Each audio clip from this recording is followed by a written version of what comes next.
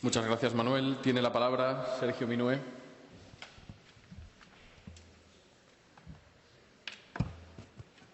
No sé si esto funciona.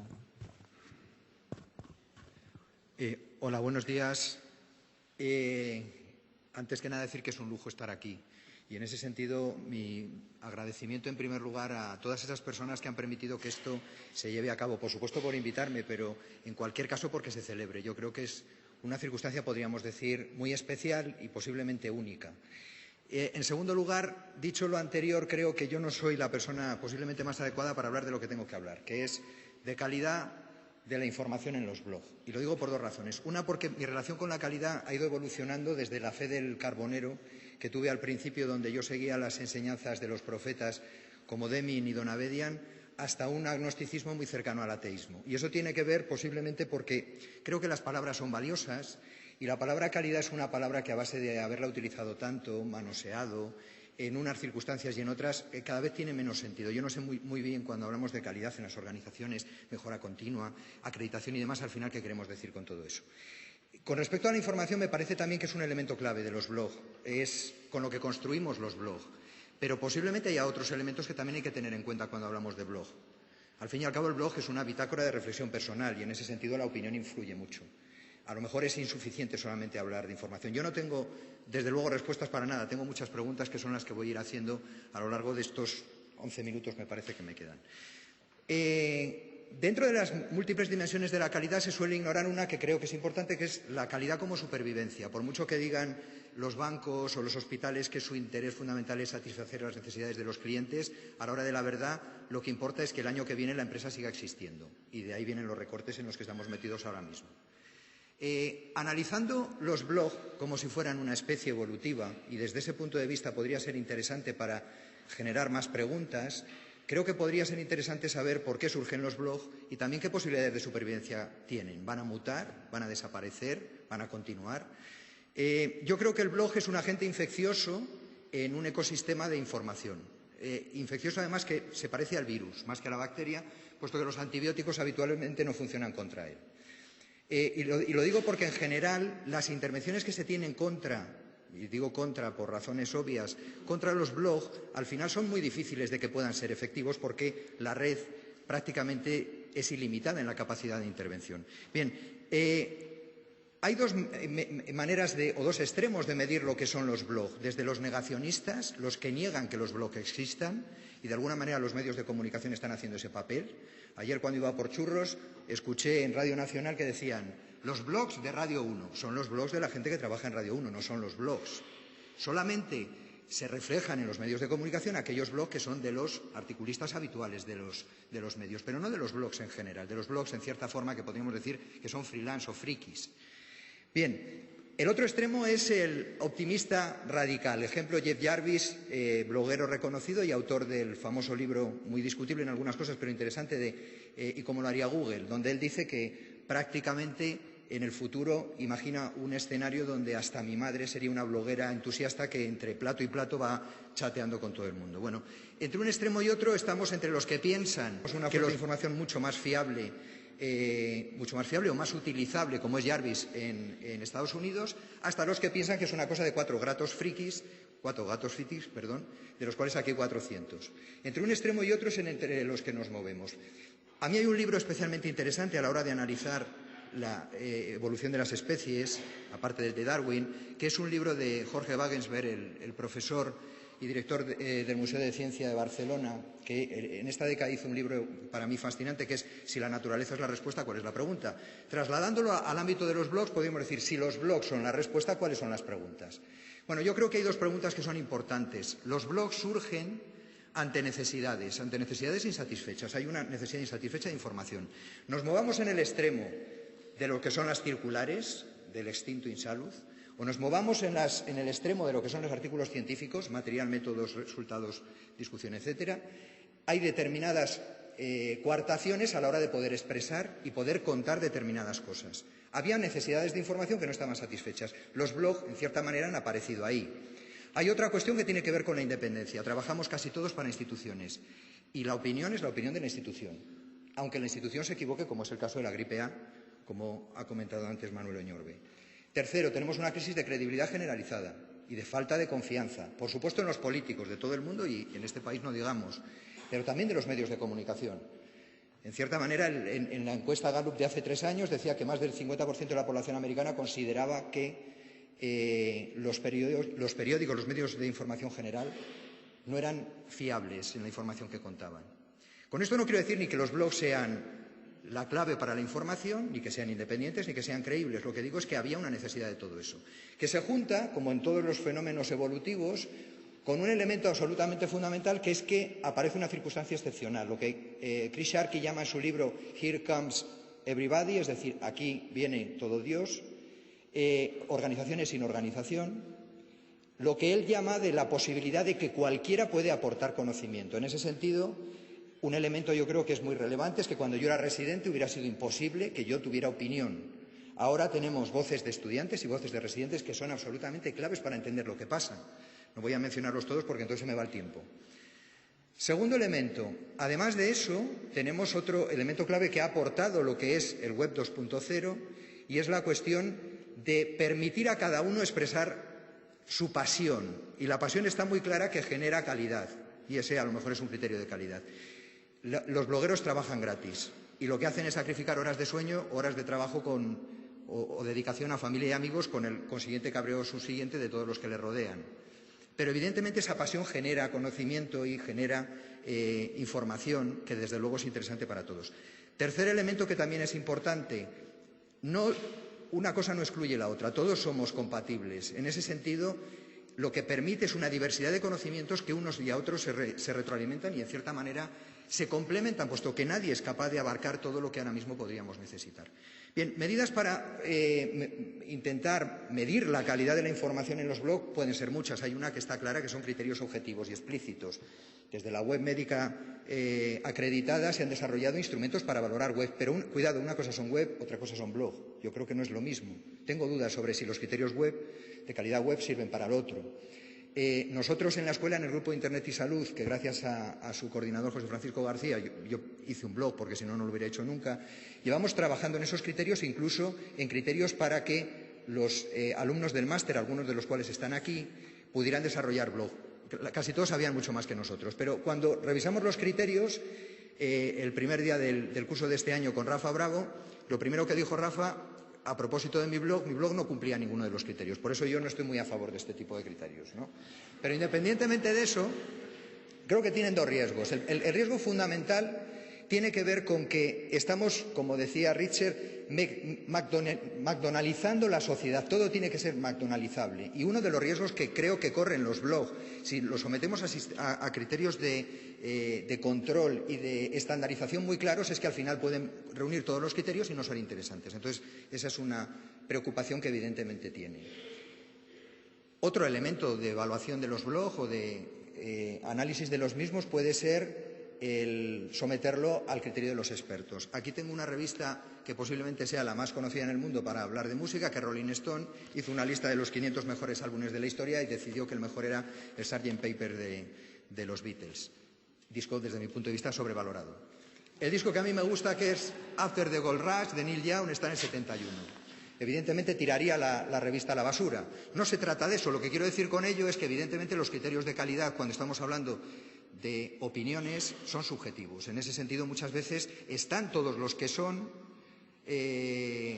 todos los que están cuando hacemos listas o cuando hacemos clasificaciones, pero posiblemente no estén todos los que son.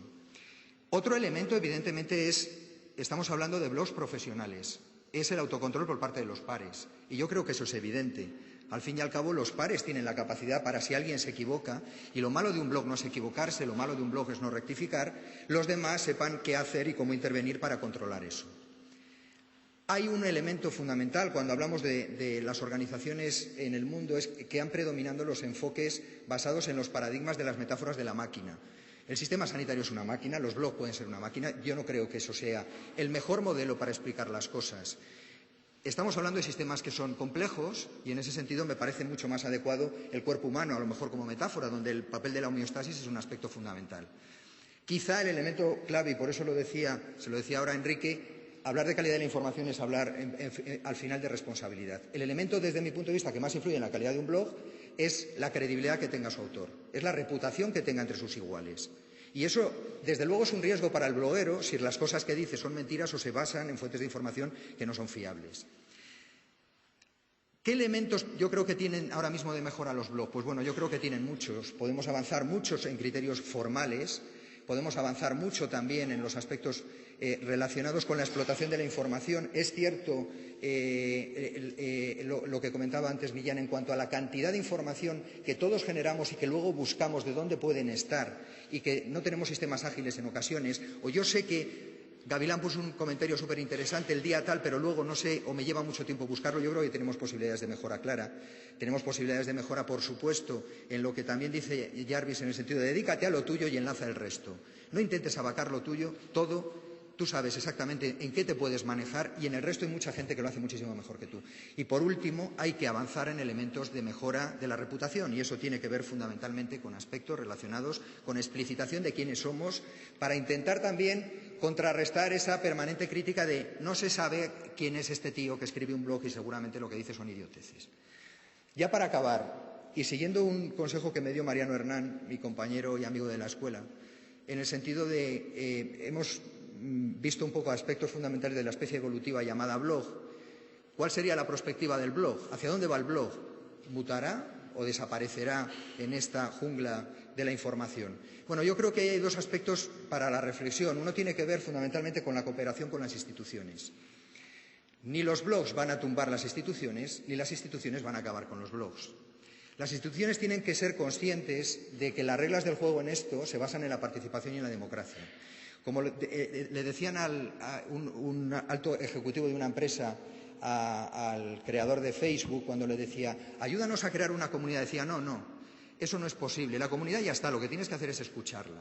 Yo creo que la comunidad ya está, la blogosfera ya está y lo que tendrían que hacer las instituciones es buscar mecanismos de colaboración mutua porque yo creo que por ahí pueden ir los tiros. Y por último, y para acabar, Sharkey también comenta que en las fases de evolución de las organizaciones sin organización hay tres fases. Hay una primera que tiene que ver con compartir, que yo creo que es evidente que se ha conseguido.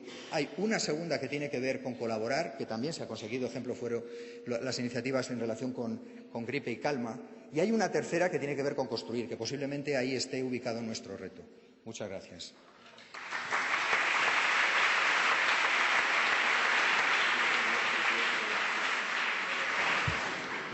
Muchas gracias, Sergio. Tiene la palabra Enrique Gavilán. Bueno, muchísimas gracias a todos por estar aquí. Comentábamos antes, Sergio y yo, que efectivamente que los temas de responsabilidad y calidad tienen mucho que ver. Él me decía, no, yo voy a decir lo que digas tú. Y me ha quitado realmente pues realmente yo ahora debería decir lo que dice Sergio, ¿no? Porque él ha dicho todo lo que tenía que decir, ¿no? A ver, yo querría comenzar diciendo quién soy yo. Soy médico de familia, ante todo, ¿vale? No soy técnico docente, sí es cierto que trabajo como técnico docente, pero mi rol es de médico de familia. Y yo estoy aquí como médico de familia que tiene blogs múltiples. Participo en varios blogs. Empecé hace como 5 o 6 años, 5 años concretamente, con uno que se llamaba Joven Médico de Familia, Vocación y Realidad. Luego lo abandoné. Salud y otras cosas de comer, salud y otras cosas de vivir, docencia en Plasencia y el nido de Gavilán. Si estoy aquí es como blogger múltiple. Entonces, como blogger múltiple, hablaré y no como médico de familia. Lo que decía un poco José Antonio de que realmente aquí participamos en cada blog, digamos, por un poco el rol social que queremos desempeñar. Entonces, bueno, comenzamos con el tema de si hay responsabilidad o no en el tema con los blogs. O sea, si el hecho de tener un blog, participar en un blog, editarlo, implica alguna responsabilidad.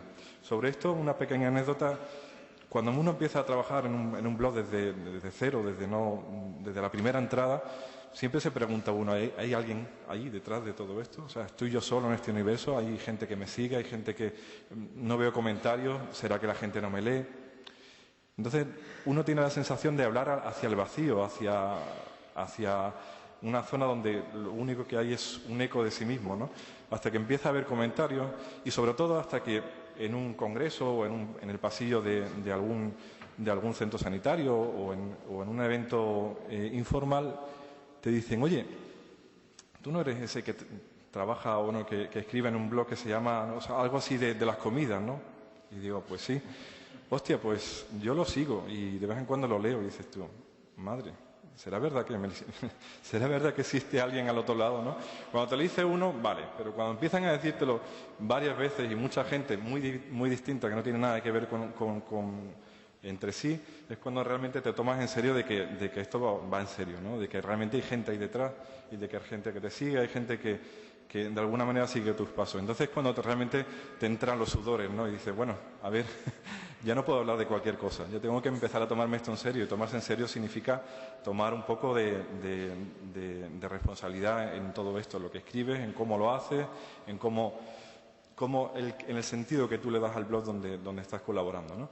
Y ahí es donde parte la necesidad de decir, bueno, a ver dónde me meto, ¿no? Y a ver de lo que hablo y a ver qué tenemos ahí, ¿no? Entonces sí, lógicamente sí hay responsabilidad.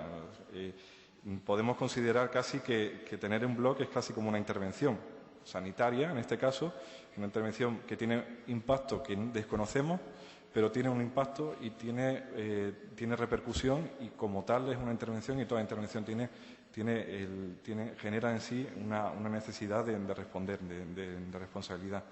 Luego, lógicamente yo no voy a hablar de la responsabilidad legal, pero sí que la hay. Existe responsabilidad legal, no solamente ya como administradores de un blog, sino por los comentarios.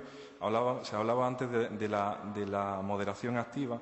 De alguna manera, en algunas ocasiones nos hemos encontrado con ejemplos de bloggers que han dejado pasar comentarios que han sido ofensivos, y eso ha generado algún tipo de responsabilidad legal, o el hecho de subir contenidos al blog que estuvieran bajo protección intelectual o industrial, o elementos que pudieran ser en sí delictivos, como pudiera ser la pornografía infantil. Lógicamente no vamos a entrar en ese tema de responsabilidad legal, aunque existe y no podemos obviarla, y tenemos que tenerla en cuenta, y ahí convendría revisarse también antes de meterse de lleno en un blog en este mundillo, porque existe esta responsabilidad legal, ¿no? Sobre todo nos vamos a dedicar a hablar de lo que es la responsabilidad social, ¿no? Pero claro, ¿qué grado de responsabilidad, qué grado de implicación tiene el hacer un blog? No es lo mismo, lógicamente, un blog que sea eminentemente formativo de cara a profesionales que un blog que sea sobre todo crítico. O sea, los blogs no son monotemáticos, y como tal puede tener una dimensión un poco más desarrollada que otra, pero de alguna manera tienen elementos de varias dimensiones distintas. Entonces, lógicamente, no puede ser nunca un blog con una dimensión eminentemente organizativa o asistencial que otro con una dimensión educativa o promocional, que va dirigida más al enfoque, va dirigido más al cliente, que una dimensión crítica, que es lo que produce, sobre todo, lo que intenta generar sobre todo es debate, que es una dimensión vivencial, donde lo que se quiere es compartir experiencia, o una dimensión eminentemente informativa, donde se comentan o se divulgan noticias, ¿no? Lógicamente, el tipo de responsabilidad va a variar mucho, aunque hay elementos comunes en todos ellos, ¿no?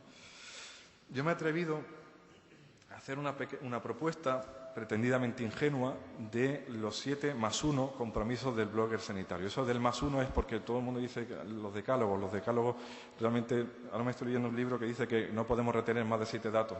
Entonces, por eso empecé con los 7 compromisos de blogger, pero luego me acordé de uno que es el principal de todos, creo yo, y por eso puse 7+1. Empezamos. El primero, y me acuerdo de mi amigo Rafa Bravo, es primum non nocere. Primero, no hacer daño. Hemos hablado que trabajar o escribir en un blog puede ser considerado una intervención, en este caso sanitaria. Lo primero es no hacer daño. Bueno, puede matizarse. Ya veréis que muchos de estos elementos se pueden matizar. Lógicamente no podemos hacer daño, pero molestar un poquito de vez en cuando debemos molestar, sobre todo los blogs que pretendan de alguna manera desarrollarse más la faceta o la dimensión crítica. Lo que no podemos hacer, lógicamente, es dañar, pero sí un poco mover el cotarro, y mover el cotarro, pues, si no hay una ligera molestia por parte de la gente que está más allá o de la gente que está más acá, pues no existe, ¿no? Por otro lado, la honestidad, lógicamente. Estos son valores que lideran todas las relaciones humanas, lógicamente. Luego, la transparencia. La transparencia no solamente declararse abiertamente lo que es uno, sino el modo en que se relaciona con los diversos agentes del poder. Y esto es súper necesario, definirnos claramente nosotros mismos previamente, y luego de cara a los potenciales seguidores del blog, porque nadie se merece la opacidad del no conocer quién hay detrás de la figura del blogger, ¿no? Luego, el cuarto elemento, el cuarto compromiso sería compartir. Compartir, compartir, compartir, y cuando crees que ya no puedes compartir más, seguir compartiendo. Porque esto básicamente lo hemos construido desde la base de que lo construimos entre todos. Y si, lógicamente, para eso hay que compartir. Compartir información, compartir vivencias, compartir experiencias, compartir visiones y también decepciones en algunos momentos, ¿no? Luego el quinto elemento sería también la honradez, ¿no? Bueno, para esto, si tuviéramos PowerPoint, pero como hemos dicho que no íbamos a tener PowerPoint, no lo puedo dibujar gráficamente, pero imaginaos la imagen de David contra Goliat, ¿no? Nosotros somos todavía David, lo que no sabemos es si vamos a ganar a Goliat, ni falta que hace. Nosotros seguiremos siendo David mientras nadie nos diga lo contrario. Y somos pequeñitos, pequeñitos, y tenemos que saber cuál es nuestro lugar de pequeñitos en este mundo, pero este mundo de pequeñitos también tiene voz, y tenemos que reivindicar la voz que tenemos, ¿no? Pero con honradez, lógicamente. Luego, el sexto sería publicar o morir, post or perish, ¿no? Tenemos que hablar, los blogs tenemos que ser activos y tenemos que estar vivos, y la forma de vivir que nosotros tenemos es hablar y hablar y hablar y hablar, pero no hablar de cualquier cosa, ojo, porque si no caemos en un juego diletante que no sirve para nada. No se trata de hablar por hablar, pero sí de generar y estar activos. Y esto de alguna manera nos obliga a tener cierto nivel de alerta ante las cosas que van sucediendo en el día a día, y de alguna manera el deseo de compartir esas vivencias, esas experiencias, es la que nos hace seguir hablando. El blog que no es activo muere, y tiene necesariamente que morir. Puede nacer, puede volver por otro lado, como los ojos del Guadiana, como me pasó a mí en su momento, ¿no? No pasa absolutamente nada. Pero como bien decía Sergio, los blogs nacen de una necesidad no satisfecha. Y cuando un blog deja de existir, siempre hay que preguntarse, sobre todo los que están más allá, ¿no? ¿Por qué ha desaparecido este blog, ¿no? ¿Qué ha pasado? El séptimo sería no dar de comer a los trolls, ¿no? Está claro que los trolls, no sé si sabéis, la figura polemista que busca la polémica por la polémica, que busca el diálogo estéril, que no conduce a nada, que no es constructivo.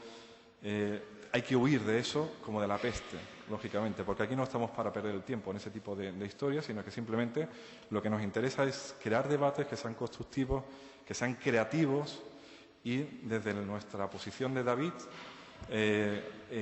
intentar colaborar a que los debates mejoren la situación en la que vivimos, lógicamente.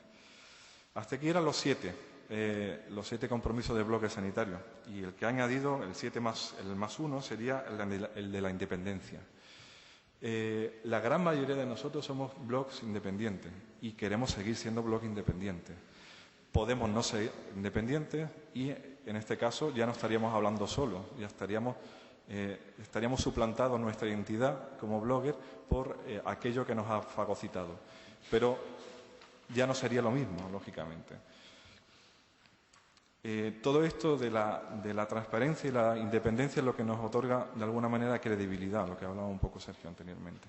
Yo creo que uno de los aspectos positivos que tiene y uno de los principales logros de la blogosfera es que la gente nos cree. No siempre, pero la gente nos cree, y eso es por algo, ¿no? Y esto lo hemos conseguido a base de transparencia, a base de trabajo y también a base de independencia. Probablemente, si no conjugáramos perfectamente bien esos tres verbos, no estaríamos hablando de lo que estamos hablando ahora. Y por último, lo ha avanzado un poco Sergio anteriormente, por eso digo que yo casi me tenía que haber callado, porque lo he hecho prácticamente en todo, ¿no? Yo me he preguntado muchas veces qué preferimos, si autocontrolarnos o que nos controlen desde fuera. Existen, como bien ha comentado antes Sergio, agencias que hacen la labor de certificación o de control externo de criterios de calidad, y al igual que yo también me pregunto si esos criterios son aplicables o no son aplicables a lo que es la blogosfera sanitaria. Probablemente no, porque el escenario ha cambiado, las reglas han cambiado, la interactividad es múltiple y eso ha complejizado, ha hecho mucho más complejo todo este mundo. Y además, sobre todo, la dimensión La dimensión de los blogs ha cambiado, ya no es meramente informativa, no es unidireccional, sino que es mucho más interactiva y es mucho más de compartir experiencias. Entonces, los criterios que anteriormente existían, o los que existen para los blogs, que básicamente son los que voy a comentar ahora, pudieran no ser aplicables para el mundo en el que nos estamos moviendo con la blogosfera. Aún así, tenemos que preguntarnos si realmente preferimos que una agencia externa imponga una serie de criterios, imponga o consenso una serie de criterios y ceñirnos a esos criterios o no, o simplemente adoptar una actitud autocrítica de autocontrol de los contenidos y la manera en que nos relacionamos con el mundo. Habría que hacer una encuesta muy en profundidad a ver qué es lo que pensamos la gran mayoría de los que estamos aquí y mucha más gente que no ha podido venir. Sinceramente yo creo que la gran mayoría, lo mismo me equivoco, preferiríamos autorregularnos, ¿no? Antes que viniera alguien a decirnos un poco el fallo que cometemos, ¿no? Y lógicamente con todo esto quiero decir que hay una norma básica que es las normas de N-etiquette, ¿no? O sea, básicamente no molestar y no respetar a todos los agentes en los que estamos inmersos en este mundo. Creo que no voy a avanzar mucho más. Yo creo que lo más rico sería que empezáramos con el debate y todo eso, y seguiremos hablando. Todo esto dará muchísimo que hablar, yo creo. Es una de las asignaturas pendientes, quizá, el hablar del tema de la responsabilidad de los bloggers, porque en muchas ocasiones hemos visto con que hemos excedido quizá y nos hemos pasado un poco de frenada con este tema de los bloggers, ¿no? Y no hemos creído demasiado quizá todo esto, y quizá es el momento de frenar un poquito antes de que venga la curva, a veces que nos salgamos de la pista y no lleguemos al final, ¿no? Así que bueno, lo dejo aquí. Muchas gracias por todo.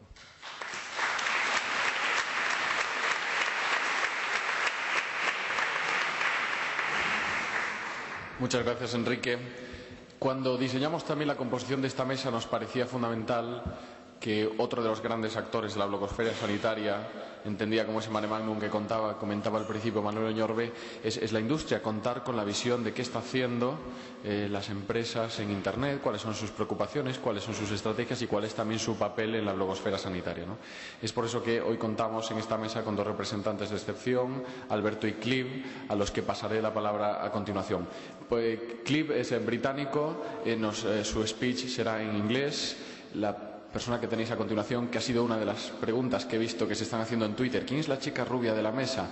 Pues le ayudará a entender Kate Elliott, la responsable de Relaciones Internacionales de la Fundación Gaspar Casal, le ayudará a entender las preguntas que le hagamos, así que en cualquier momento se le puede hacer alguna pregunta también. Deciros que me estaba comentando hace un momento Alberto que está echando humo Twitter con los comentarios que se están haciendo aquí, con lo cual es súper interesante ver a todo el mundo con el iPhone o con los portátiles haciendo comentarios. Esa era parte de la filosofía de este congreso. Voy a pasar la palabra a Alberto Gómez.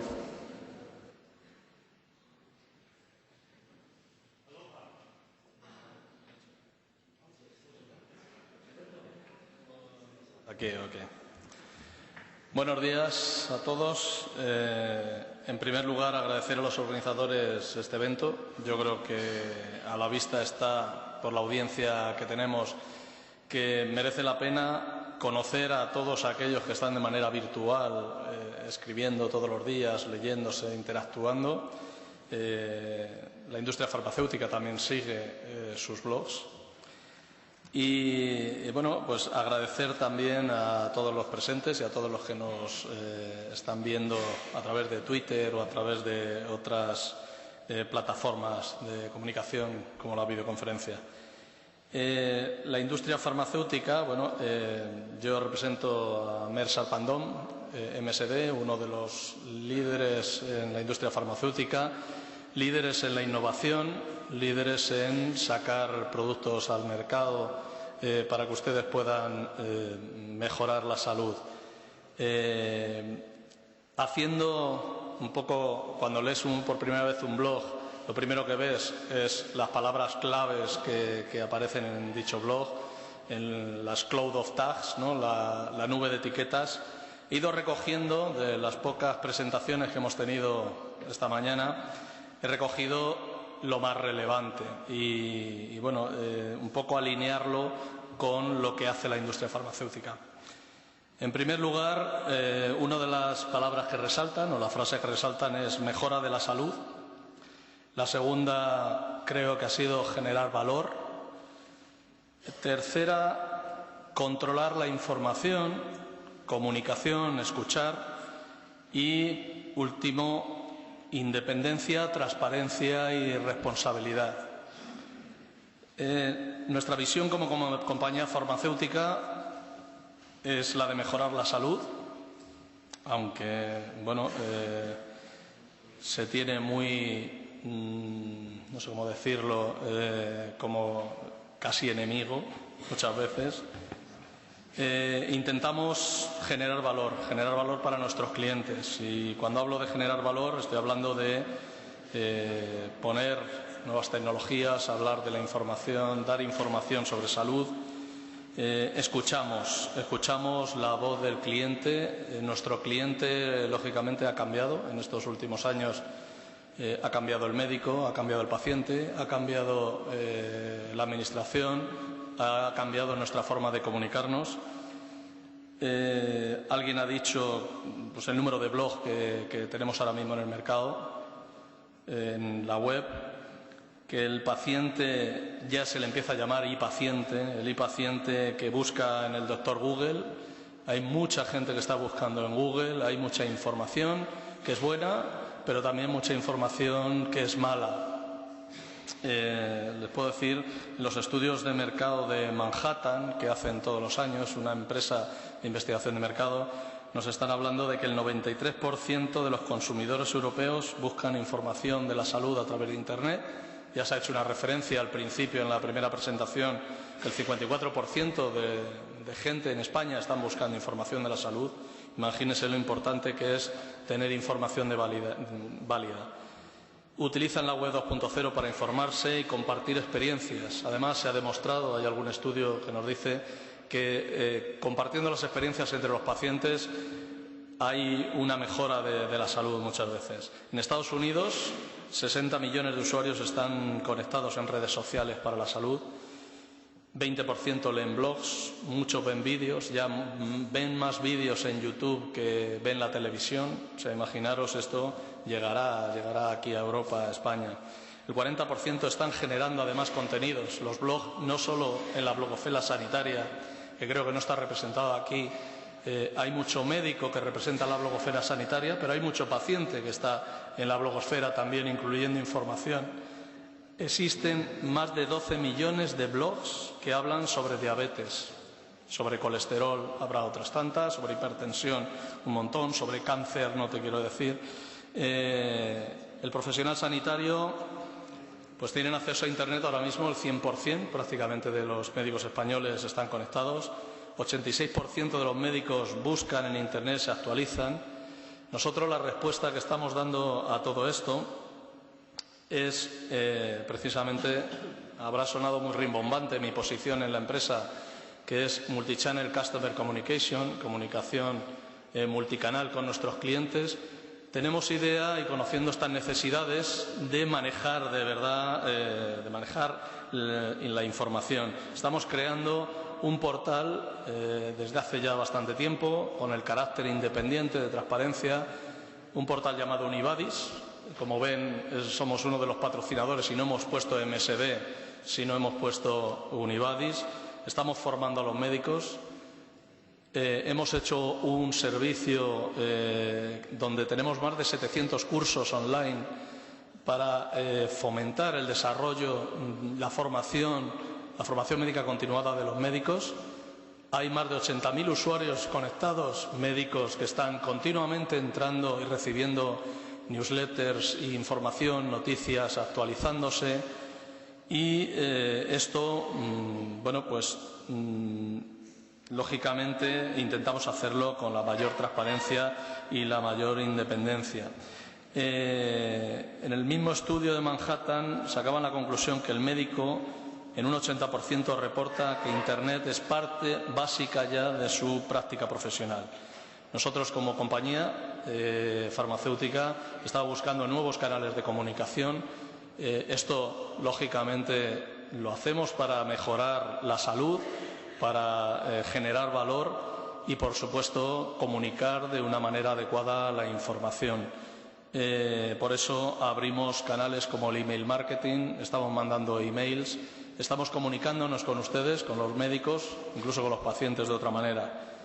De hecho, y viendo el gap que hay entre la información que hay en Internet y quién la valida o quién debe validarla, hemos propuesto, cuando salgan tendrán probablemente información sobre esto, hemos diseñado un portal, una nueva plataforma de comunicación entre médico y paciente que se llama DocBuddies, docbuddies.es. Es otro nuevo servicio donde lo que hemos hecho ha sido generar una plataforma donde el médico se puede hacer su propia página web de una manera profesional, estructurada, tener su propia URL, no es un blog al uso, sino que tendrá además una plataforma por detrás donde tendrá información, en un repositorio podrá ver información validada por comités independientes de información previamente, podrá colgarlo automáticamente, pero no solo colgarlo para dejárselo accesible al médico, o sea, al paciente,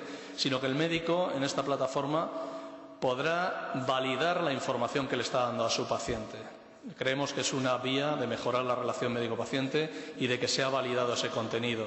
Además, el médico en esta plataforma, docbuddies.es, podrá gestionar y colgar contenidos suyos en cualquier formato, de vídeos, de links, incluso a sus propios blogs, de tal manera que tendrán la información para darle al paciente.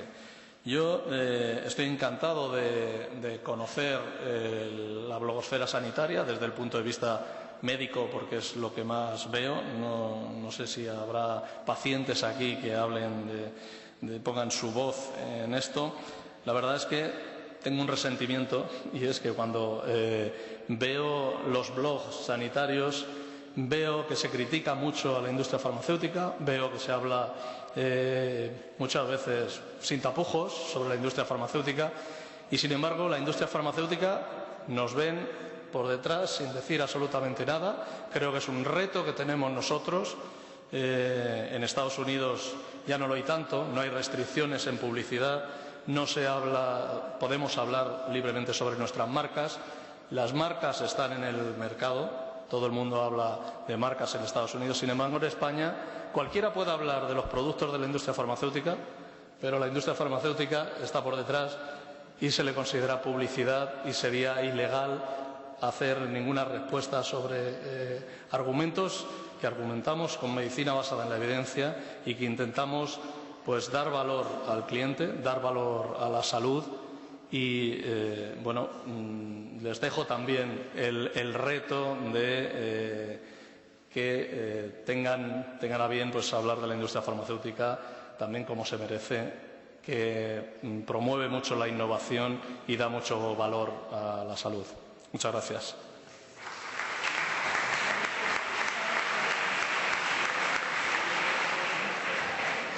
Muchas gracias, Alberto. Le cedo la palabra a Cliff. When you want. Aloha. That's about the extent of my Spanish, other than C. Thank you for the organisers for inviting me here, and it's a pleasure to be here with you this morning, and also amongst these eminent speakers as well. My name is Clive Roach. I come from Philips. I work in the Global Marketing and Communications Department, and I've been involved in e-marketing related activities since 1997. I currently work in the area of Philips International in Amsterdam on social media strategy and execution for the lighting and healthcare businesses for Philips worldwide. I also run training and awareness courses for Philips staff, and I'm also active in social media activation. I work as a community manager for Philips Lighting's community online, so I deal with customers and so on. And I'm also running 2 LinkedIn groups for Philips, and also I have 4 Twitter accounts, so I tweet daily on 4 Twitter accounts, which is not that easy. So let me talk a little bit about what Philips International is doing. we have a social media strategy for healthcare and for all our businesses. So we see the importance to incorporate communities, bloggers, people who tweet, and LinkedIn and YouTube, all these types of applications. One of the first things we did in Philips International is that we created a global committee of all the different parts of Philips.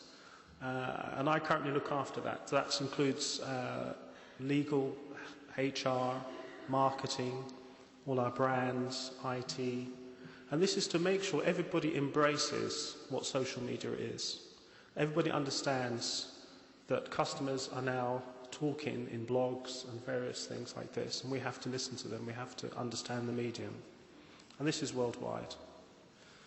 Secondly, we created a framework to govern how we're going to deal with social media. And this is a very important aspect for Philips.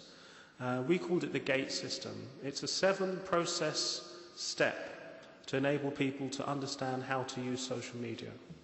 First of all, we ask all our people who are going to do social media to understand the objective of what they want to do.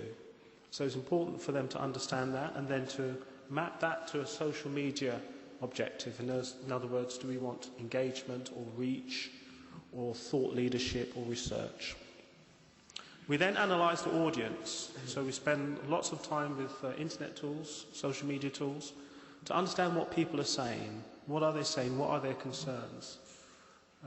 Where are they leading to? What applications do people like or want to have? And what are the comments from patients and doctors and so on? Then we also start looking at the strategic direction that we want to go into. And that's very important to understand therefore the planning. Do we use our website as a hub? Or do we use a community or Twitter? And how are we going to listen to the bloggers and people in communities and deal with their questions? But we also define a way of working, and as some of the other speakers have talked about, the importance of moderation, and that's also key for Philips, and that we want to be able to have the people with the right expertise to deal with those questions and comments that come up. And lastly, we also need to look at the metrics. That's a very key area for me as well. And one of the speakers has talked about that though you may not see a lot of people on your site, it's very important to have metrics so you understand where your traffic's coming from, where the bloggers are going, and the kind of traffic that they're generating. Last year, Philips introduced a policy for all the people that are actually taking part in social media, and we see it as a very key starting position for the people who will be blogging and listening to bloggers. Firstly, they must understand the mediums. That's part of the training as well. Understand that bloggers are independent, as been mentioned before, and that Twitter is a very free medium as well. Then we ask them to be responsible. It's important that Philips staff understand that they have to be responsible because Philips Healthcare has a standing in the industry. We also want people not to disclose information that's not public, obviously, so we have to make sure the information is vetted before it goes out. But one of the key things that's been mentioned by my expert here on my right-hand side here is to add value. So we also see it's very key that we just don't send press releases out on the internet and things like this, but we must add value to what people are saying. That's important because we need to understand what people are saying and able to add value for them. And they also have to respect the audience. That's very important. Philips obviously has code of conduct and ethics and things like this. And so the people who are going to be blogging on behalf of Philips or tweeting have to understand those things. One of the first things we did also was to do an audit of what's out there. So we did this in the healthcare device industry and also in the pharmaceutical area to understand what other healthcare companies have done and what the bloggers have done and this kind of topics that they're dealing with. And we've also looked at the people who have independent initiatives like Aunt Minnie, Medscape, Doctors Hangout and Sermo. They're just a few of the areas that we looked at. We also very much looked at bloggers as well, just a few to mention, the MedTech Insider, MRI Metal Detector, and Medical Devices Today. But one of the things that I just wanted to highlight to you that was Philips Healthcare have launched a blog, and this is called Save Lives. It's on savelives.eu. And my two colleagues today, Angelise and Emma, who's in the audience, can give you more information on that. So it's all about our health and well-being. So please take the time to have a look at that, savelives.eu. That's in Spanish, and that's available on the internet now. One of our older forums I'd like to also bring to your attention is the Net Forum community, and that focuses on the MRI area. And there, for example, doctors and community people can download shared protocols and exam cards, amongst many other things. The last area that I wanted to touch on was LinkedIn. We see LinkedIn as a very important area. I mean, overall, LinkedIn has somewhere near 70 million professionals. And we see that as a very key point for Philips Healthcare. So we started a group called Innovations in Health in LinkedIn on the 18th of September last year. And so far we have around 10,300 members of that group already. And we've just started a new radiology group, just for radiologists. We started that about a week and a half ago, and we've got just around 200 people in there. And that's been moderated by a radiologist specialist. We have, so far in total, it's quite a busy group. We have 438 discussions that have been placed and running in that group, and somewhere near 1,500 comments that have been placed. So it's quite a busy group. Very much centred on medical content, general discussion, and we do have medical experts moderating that to ensure that there are accurate comments that are happening in that group.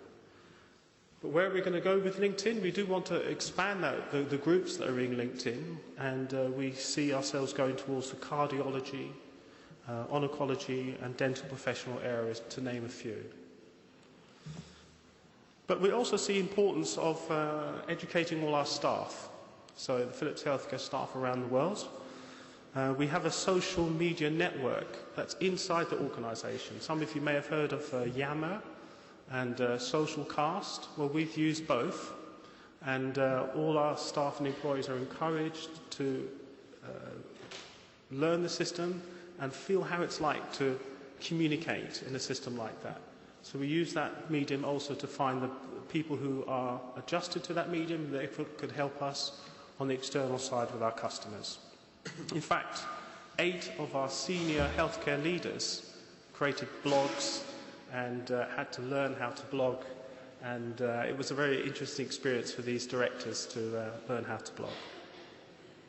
So finally, let me just summarise on blogs from Philips International's point of view. We see blogs as a key role in thought leadership for Philips. We are busy trying to find the right people to blog, and we're integrating communities for our healthcare bloggers and contributors. We see this as an important area because 77% of online physicians use blogs in one way or another. It does vary per area, but we see that as a very key area for us in the future. So thank you very much for your introduction, and this is my blonde friend who's translating for me. So her name's Kate, so she's helping me today.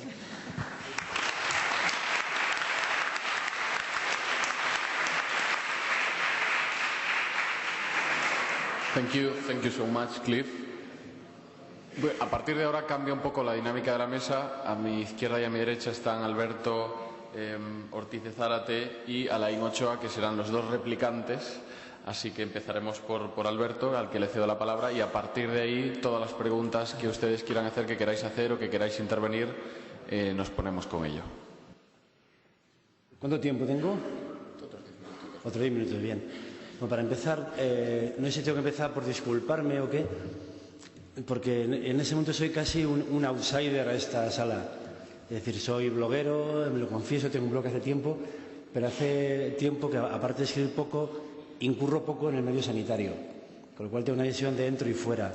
Sí que he trabajado 10 años en la atención primaria en el País Vasco, con lo cual también tengo una visión sesgada de este apartado. Y lo primero que me llama la atención es que, claro, ese es el primer congreso de la blogosfera sanitaria, el primero. Y además hay una especie de espíritu como fundacional, ¿no? Y se ve a la gente, esas cosas de los primeros congresos, que se conocen, las personas que solo nos veíamos en un cuadradito así de Facebook o de lo que sea, que la gente hace las primeras gamberradas con Twitter y tal. Hay ese espíritu de entusiasmo de las primeras veces, que es fantástico, pero al mismo tiempo me llama la atención, ¿no? Porque, claro, yo esto lo asocio igual con el espíritu del 2006, ¿no? Que he visto por ahí a Carlos Guadián, y yo recuerdo que Carlos y yo en esa época era cuando hacíamos estas mismas cosas, ¿eh? Y no lo digo por venir de abuelo cebolleta, ¿no? Sino porque me parece curioso que en un entorno como el sanitario se haya empezado tan tarde a estabilizar herramientas como los blogs, como las redes sociales y demás. Con más aún, mi percepción del medio sanitario, ¿cuál es? Bueno, para empezar, es lo que llaman una burocracia profesional. ¿Qué quiere decir eso? Que el poder está en la base y lo que hay por encima son administradores que dan recursos para que, sobre todo el médico, tenga herramientas para trabajar. Existe eso que se llama la libertad de prescripción, ¿no? Bien, claro, en un medio profesional de conocimiento con cierta libertad parecía que era el medio adecuado para que eso floreciera. Y luego el resto de profesionales de la salud pues también tiene algo de esto y además en buena medida, y de eso hay estudios sociológicos muy divertidos, tratan de parecerse a los médicos. Hay un poco de esto en la sanidad, con lo cual es un poco raro que no haya florecido antes. Pero se me ha traído a la memoria lo que ha comentado Manuel sobre la revista RAS y luego RAS, que sí que lleva una trayectoria muy, muy larga. Y quizás este ha sido el medio nativo de la sanidad, ¿no? El artículo más de revista, más sesudo, con más orla científica. Claro, en esas mismas fechas, por el año 90 y pico, algunos conoceréis quizás, salió una página web que era la Chorierri Medical News. ¿Alguien de la sala la conoce? Bueno, yo soy absoluto fan de esta gente, que eran unos residentes de un psiquiátrico. Claro, hacían algo parecido a un blog cuando no existían blogs. Esto para empezar. Hacían una newsletter, hacían una web donde había cosas tan locas como artículos que parecían científicos, pero totalmente de coña, incluso escritos en el idioma de Gonzalo de Berceo. Bueno, digamos, ese espíritu un poco, ¿cómo decirlo en una iglesia, no? Iconoclasta, rompedor, fresco y actual, yo creo que es un poco lo que debe ser y lo que está siendo el mundo de los blogs.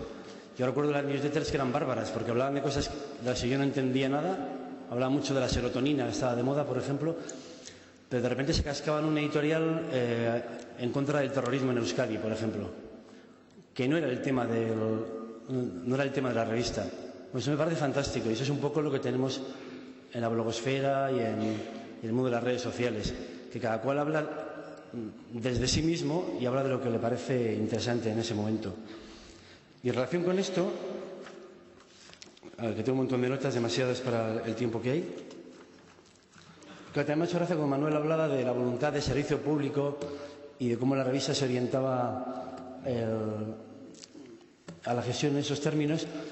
Y muchas veces he contado por ahí que para mí el mundo este de lo 2.0 me parece un poco actualizar las utopías de Alma-Ata.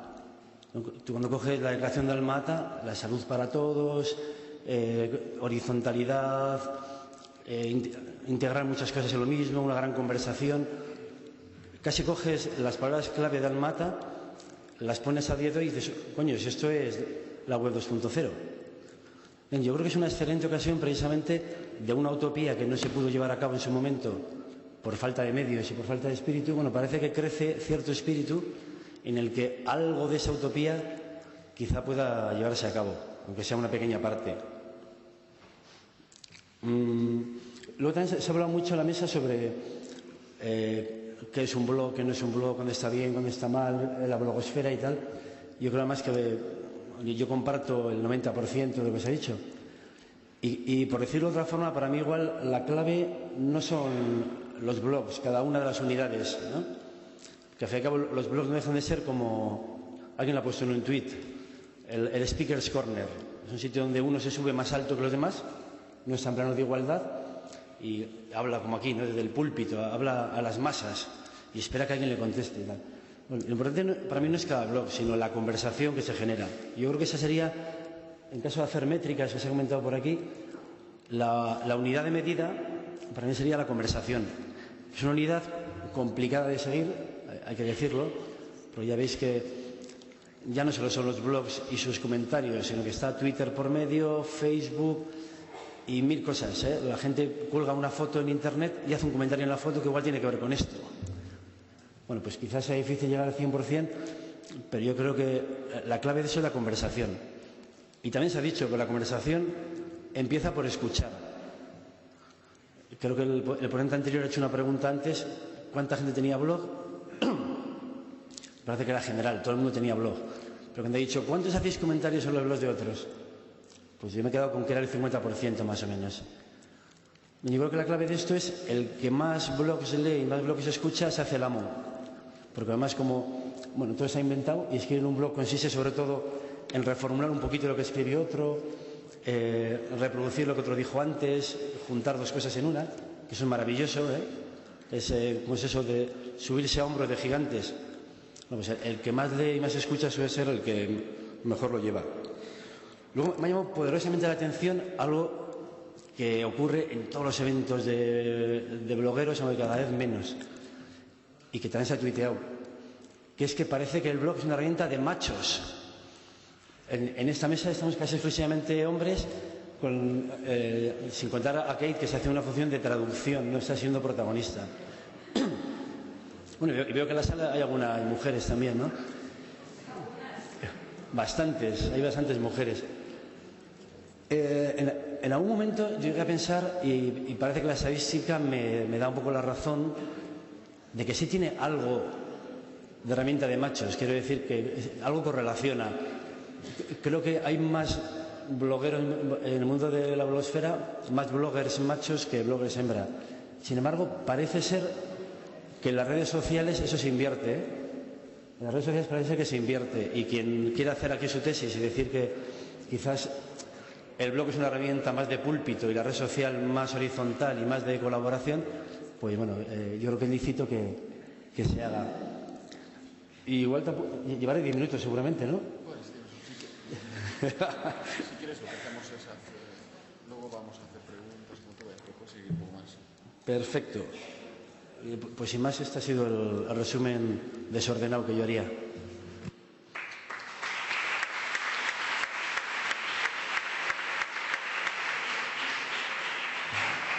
Gracias, Alberto. Luego, como habrá más turno de preguntas y debate, pues retomamos estos temas.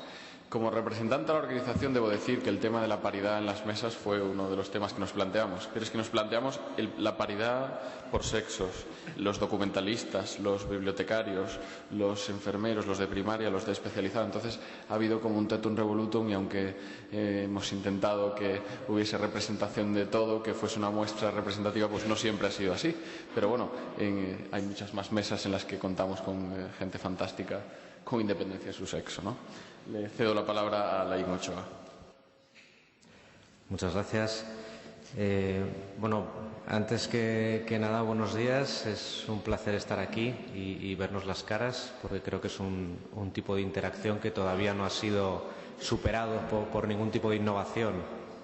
Sí es verdad que, como decía Alberto, es un poco raro que se celebre a fecha de hoy el primer congreso de la blogosfera sanitaria y no se haya hecho antes.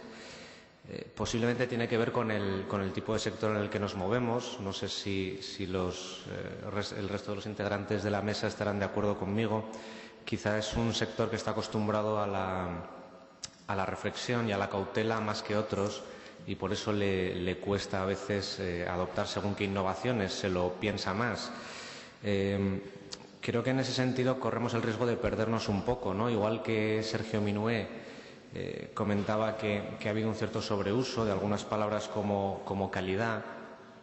Yo creo que es el momento de evitar eso, y en lugar de buscar una definición académica de lo que es un blog sanitario o de lo que une a la blogosfera sanitaria, que ya se ha visto que es complicado de definir como conjunto, quizá hay que centrarse más en algo más empírico, en para qué se está utilizando, para qué sirve y para qué puede servir en el futuro. Y en ese sentido, creo que el principal reto lo han comentado tanto Manuel Oñorbe como Cliff Rhodes, en el sentido de que es necesario empezar a utilizar métricas, empezar a medir, a evitar que haya una carestía de datos que nos dificulta el análisis y el seguir avanzando. En ese sentido, creo que es importante como apunte o como primer paso lo que ocurrió con la gripe A. Creo que sí es una iniciativa bonita de la que se puede aprender mucho y de la que habría muchas conclusiones que sacar para el futuro.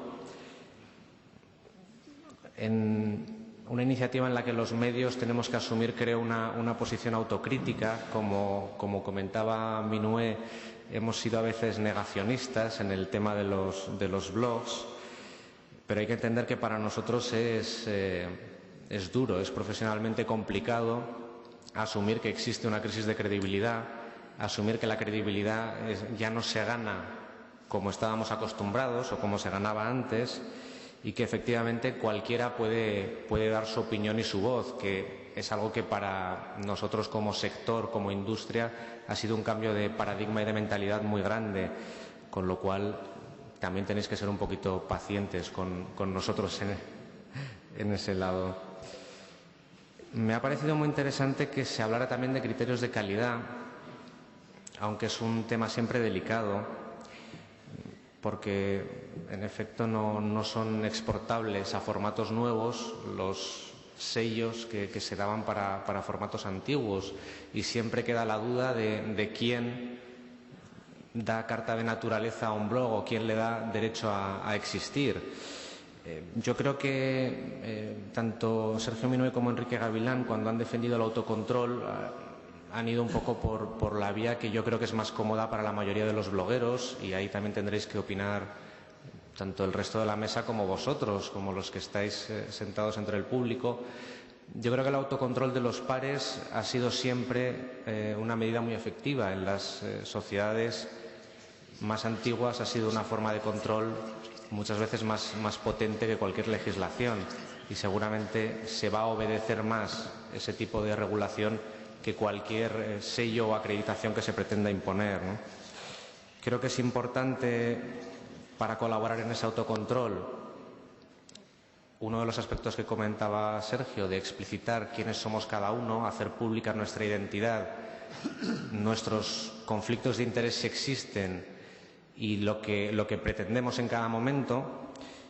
Y por eso, en el sentido de lo que comentaba también Gavilán, los 7 compromisos que ha propuesto, que me parecen todos muy interesantes, creo que la transparencia era quizá la clave, ¿no? No se trata de fingir que todos somos puros y absolutamente independientes, porque probablemente ninguno lo somos, todos tenemos nuestros prejuicios y en algunos casos pues todos trabajamos para alguien, pero sí se puede decir claramente, poner las cartas sobre la mesa y trabajar a partir de ahí. Es quizá lo más cercano a la independencia verdadera que podemos llegar a estar. Lo que no sé si estoy muy de acuerdo es con lo de actividad o muerte de los blogs, porque como lector de blogs por profesión y por placer, cada vez encuentro más dificultad para mantenerme al día de lo que escribís todos, ¿no? Ya solo ver la cantidad de los que estáis sentados aquí asusta un poco. Entonces, está bien lo de la actividad, pero no es necesario escribir todos los días, porque tened en cuenta que al final nos lo ponéis difícil a los que os seguimos. Y yo creo que lo más interesante para el debate sería quizá concretar alguna de las preguntas que han salido de cara al futuro de los blogs. Minué hablaba de que habría que colaborar con las instituciones. Me ha resultado muy interesante un apunte de Alberto Gómez, que creo que ha sido el primero que ha mencionado más claramente a los pacientes. Los pacientes también escriben blogs sanitarios, y además de colaborar con las instituciones o con las organizaciones, habrá que colaborar también con ellos. Habrá que tener en cuenta que ellos son una parte, y quizá mayoritaria, de lo que estamos intentando llamar blogosfera sanitaria. También la semana pasada tuve el placer de estar en una jornada en la Universidad de Valencia, en la que se hablaba de sinergias entre los propios bloggers. Creo que el futuro sí tiene que ser colaborar con instituciones, tiene que ser colaborar con pacientes y tiene que ser colaborar más entre nosotros. Me vuelve a la mente otra vez la iniciativa de Gripe y Calma, pero seguro que se pueden hacer más cosas, se pueden hacer más a menudo y a medida que aprendamos y ganemos experiencia se harán mejor. Me gustaría saber cuáles son las ideas de la mesa de por dónde se podría empezar, ¿no? También creo que es importante reflexionar sobre qué gente nos lee. Creo que lo había apuntado Manolo Ñorbe. Cuánta gente nos lee y de qué perfil. Y ahí yo pienso que es necesaria también una cura de humildad. Muchas veces me da la sensación de que los que estamos aquí, repartidos luego virtualmente por Internet, somos los que nos leemos y comentamos los unos a los otros. Que está muy bien porque se genera una comunidad y un acercamiento entre personas de unos mismos intereses profesionales, pero quizá nos da una visión de túnel y nos hace pensar que nos siguen con pasión miles de lectores y miles de decisores cuando quizá no es así. Es cierto que a nivel institucional y a nivel de grandes grupos de comunicación no se da todavía el respeto a los blogs que consideramos que merecen, y yo también considero que merecen, pero quizá nos falta el esfuerzo de haber luchado para ganárnoslo con cifras, ¿no? Con demostración palpable de que hay un seguimiento activo de esos blogs. No sé de qué forma podríamos también partir de esa autocrítica para vencer ese obstáculo y ganar en esa especie de utopía o de santo grial que se llama masa crítica, que ahora parece que nos preocupa a todos, ¿no? Y creo que para el futuro es interesante también un camino que apuntaba Cliff Rhodes, sobre el que quisiera preguntar también al resto de la mesa.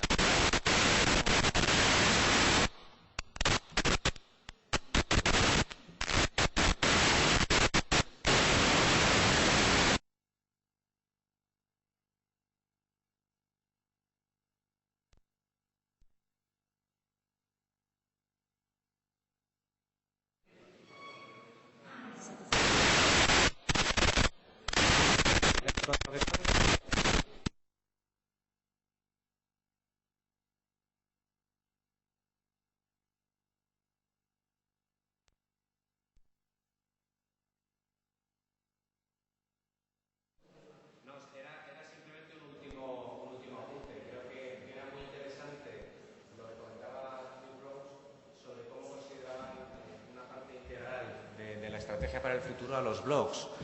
Creo que es el camino en el que puede ir la colaboración con grandes empresas o con instituciones. No sé hasta qué punto, por desgracia, es algo común, pero bueno, podría ser una vía para explorarlo y estaría bien ver y preguntar el cómo, ¿no?, se concreta eso en la práctica. Nada más, muchas gracias.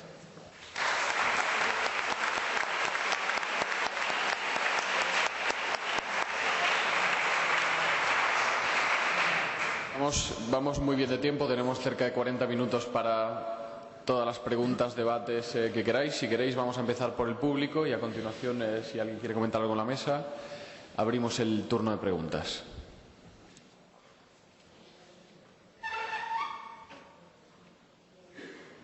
Perdón, creo que hay un micrófono. Sí.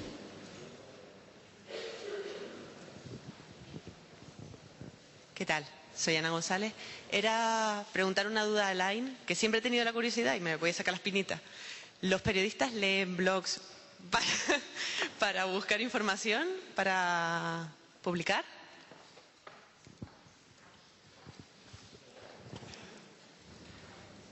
Pues muy fácil, sí. Hoy en día, a lo mejor hace unos años todavía había algo de resistencia o podían ser casos más minoritarios, pero creo que hoy todos tenemos muy claro que es una fuente de información a veces más valiosa que los canales habituales, como puedan ser las agencias o las empresas de comunicación. Sí.